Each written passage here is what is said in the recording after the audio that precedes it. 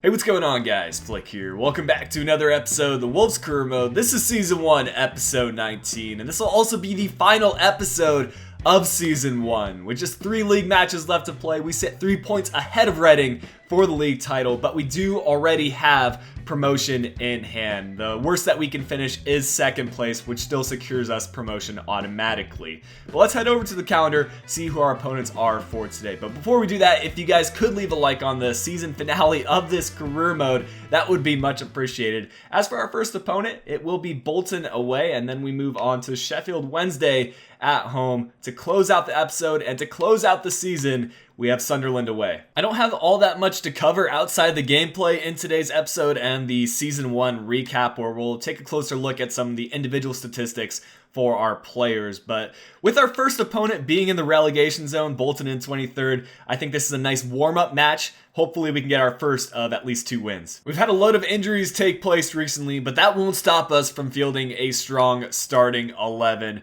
Our midfielders have really picked up their game. Although they might not be the highest rated, Ronan has continued to shine and improve throughout this career mode, so I'm expecting him to do the same in this match. It seems like all we match up against anymore is this 4-2-3-1 formation, but I don't mind it because we now know how to score goals against it. Podain's here inside the box. I believe he is onside, and he's turned his defender well. The finesse shot effort rebounds straight back to Prince, and we're off to a strong start in this one. Already 1-0 up, and with each of our 3 remaining matches being crucial for our league position, this is exactly how I wanted to start. Good tackle from Miranda. I'm not sure why we're starting him, but I'm okay with it if he keeps making tackles like that. This is Connor Ronan on the ball. He's going to find Podain's and looking to make another run. We have a runner from our midfield, and Prince nearly got his second goal. He's doing very well to position himself in goal-scoring places, and if we keep that up, I can see us getting a second. Costa has his defender beat, and it's a nice through ball to find him. We'll try to cut this one inside and look for passes now. Jota is free on goal. Can he get his goal? It's a miracle, guys. In the final episode of Season 1, Jota shushes the camera, says no to the haters, and he gets himself his goal. Well done. That was a very strong outing in the first half. Players stepping up that have been missing in recent episodes. We'll just need to keep that going. This is Costa making a nice run. We have players inside the box. We'll sweat that one across, and I don't know how Podain's didn't finish that. It looks like he had his foot on the ball. The defender just got a block in. But we still have a chance here. Mistimed pass, and it's cleared away from Bolton. We're going to make a few substitutions to preserve the fitness of our key players. Podain's will be brought off, and Afobe brought on. Gibbs White will see some action at the center mid position, and we'll also take off Connor Ronan in replace for Saiz. This could be bad. A counter-attacking chance for Bolton. And for some reason, they're going to head for the wing, and we defend that very easily. They have not been clinical enough today, and we've been able to hold on to a lot of possession, limit their goal-scoring chances. This could be a goal-scoring chance for Bolton. Will they shoot? No, they continue to pass in the middle, just have an effort on goal. And now they're starting to push numbers up. We could get a third here, but the pressure they're applying is pretty strong. Good save there from Ruddy. I'm going to get numbers 4, and can we get on one more attack of our own? Jota trying to head that one in the middle, but I think the clock's just going to run out. And we're getting some celebrations here. I'm not sure what the reasoning for it is. Is this our promotion being secured? Is this us winning the league title? I'm not entirely sure. We'll have to see here in a second. I'm still a bit confused why we were celebrating at the end. I have a feeling that Reading lost and the game thinks we already won the championship, even though mathematically Reading could get back into it, but honestly, I don't see them coming back from their goal differential. Regardless though, really happy about this first fixture. A 2-0 win, strong first half outing, and man of the match will go to Costa. Reading picked up a draw in their last game, which puts them 5 points behind us with 2 matches left to play. They still very much have a chance at winning winning the championship, so that celebration must have been for promotion to the Premier League. Sheffield Wednesday are by far the most difficult opponent we'll be facing today. I believe they sit 5th in the championship. Realistically, all we need is a draw from this one, but mathematically, a win will secure us the title. Finally, some variety in the formation selection. Sheffield Wednesday using a 4-4-2.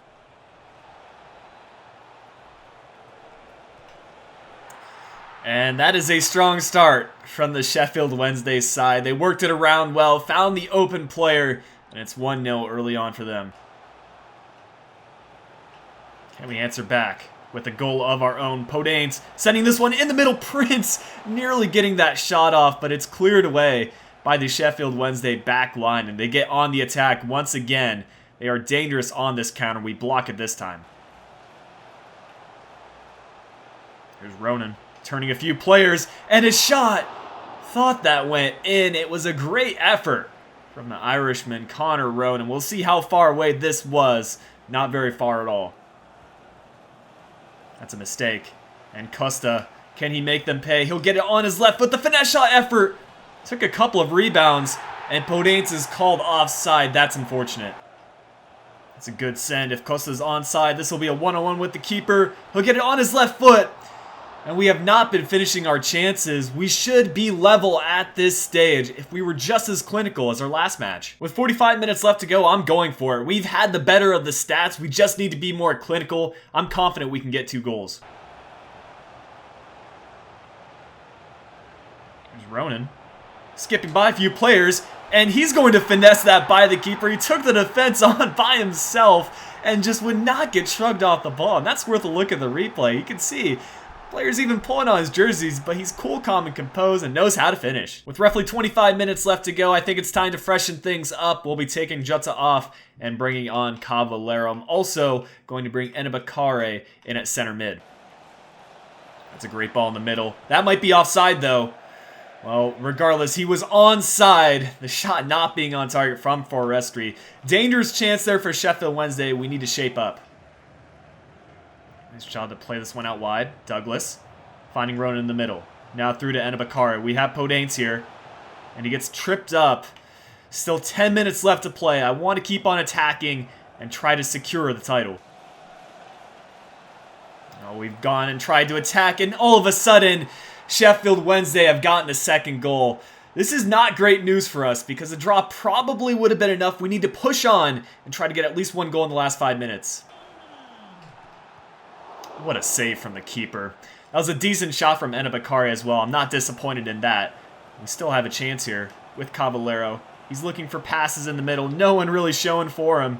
And now it's Connor Ronan. Still working it around. We've gone to 2 minutes of extra time. And we need to make something happen. Nice ball. And Costa getting tripped up once again inside the box. Those are the little fouls that are never going to be called, but they do affect the play. And this has happened a couple of times this season where we've had the better statistics but don't end up getting the result. It is what it is, and we just need to move on. Man of the match going to Connor Ronan with a 9.0 rating. I honestly hate when this happens, but despite ending the season off with a loss, we've managed to secure the league title. Reading must have lost their last game. We now sit 4 points ahead of them with just 1 match left to play, so we can officially be crowned as the championship champions. We have our final youth scouting report attached from Paraguay, and we'll add any players that do have the 94 potential. Alfonso Cortez does look to be a decent talent. His overall is pretty low, but we'll still sign him up, and we'll look to see if there are any other players to add to our youth academy. Couple more here. A Ronaldo Mancilla, 68 to 94 potential. Again, very low value. We'll still add him though. Silvio Ponce looks a little bit better. Value of 160,000. And that will be it for Paraguay. We've also received confirmation that the deal between Donovan Wilson and Krill Alexandra has been finalized, so he'll be joining them next season. Having already secured the league title, I figure we might as well just simulate this match against Sunderland so we can get into the end of season recap. So we'll get right into it and see if we can end the season on a high note instead of a loss. But getting right into it, we already get a red card in the first minute via Douglas. Those don't seem to matter too much in these simulations though, so if it's going to happen, may as well happen on the last match of the season and in a simulated fixture. And Doherty actually gets the first goal of the match in the 45th minute, and we move on to the second half. Roughly 20 minutes left to play. We're trying to hang on to that clean sheet and the 1-0 result. Can we do so? The ref calls for full time. We end the season on a win. We've gotten word from Rui Faria that he would like to be promoted to the senior squad, and just looking at some of his stats, an overall 59 isn't bad, and neither is his potential of 84 to 90, but for these players to break into our senior squad eventually, they need to at least have a potential of 94 and overall above 60, so we're going to need to release him. All of a sudden, messages are flowing in from our youth academy players, and now Dosu wants to either be promoted or be released. We're going to have to go with another release. Eric Nwapa, on the other hand, has a very nice overall potential and value, so we're actually going to promote him. We have a few player contracts expiring at the end of the season, and out of all of these players, Gibbs White is the only one that I'm looking to re-sign. Negotiations worked out pretty quickly. We've agreed on a prospect role for Gibbs White, 2-year deal, no release clause added, and a wage set at $5,000. We're going to accept that. With all the championship action coming to an end, we can take a look at the league table as well as some of the domestic competitions. As for the teams that were promoted, it will be ourselves, Reading, and Sheffield Wednesday to join the Premier League sides next season. The relegated sides were Barnsley, Bolton, and Burton Albion. Now, taking a look at the FA Cup, that one went to Manchester United. They beat Crystal Palace in the final 3-1. Another look at the Carabao Cup. This one went to Southampton, who beat Leeds, the team that beat us. So I'm kind of glad to see that Leeds didn't win that competition. The championship playoff final was actually a really interesting one. Sheffield Wednesday beating Middlesbrough 4-3 in a penalty kick shootout. And then, of course, we did win the European International Cup at the start of the season. Before taking a look at our individual player statistics relative to the league, I wanted to show you our team statistics to show you which of our players really made an impact on us this year. So we're just going to sort by each of these columns and see which players were top. Appearances, it was no question. John Ruddy featured in a lot of matches between the league and domestic competitions. So he had 46 throughout the year. Goals, Podain's had 23, Afobe with 19, and Jota still getting in the double digits with 10. He had a poor second half of the season, but he started off the season really well, so it's nice to still see him in the double figures. Assists, it was Afobe and Podain's joint top with 11. Clean sheets, we should really only be paying attention to the goalkeepers, our defenders, and the center defensive mids. So Ruddy had 19 throughout the year. Doherty with 16, Neves with 14, Cody with 14, and a couple of our other defenders also in the double digits. Yellow cards, it was Doherty and Douglas who were joint top. And apparently, Douglas also picked up a red card this year. That might have been in the last match of the season against Sunderland. Now we'll see how we compare to the rest of the league. Podain's and Afobe really did some work this year, finishing first and second for top goal scorers. Forestry barely edging Afobe and Podain's for top assists. Clean sheets, it went to Ruddy. Yellow cards, Anua from QPR, and then a bunch of players finished joint top for red cards. Now that we've gone over all those statistics, I do want to provide a bit of an update on the Wolves career mode, and I'm going to take a pause on uploading these episodes. I feel like the end of season 1 is a good point to transition to some new styles of content. I want to experiment with some different things and kind of find out what works for my channel. I may return with season 2 of this crew mode at a later time, and maybe I'll be doing some live streaming and just messing around with different styles of content. That's a big goal for me moving forward, and I really do appreciate those of you that have stuck around season 1 of this crew mode. I know a lot of you are big fans of the Wolves and you want to see this series continue, but at this stage, I just need to transition to some new styles of content and diversify what I do upload. But without further ado, that's going to bring an end to season 1 of the Wolves crew mode. I'll leave you guys with the league tables around the world so you can take a look at that if you're interested. But if you have enjoyed this episode, make sure you leave a like down below. It really does help support the channel. Subscribe if you're new around here. But until next time, this has been Flick. I'll be talking to you guys again soon.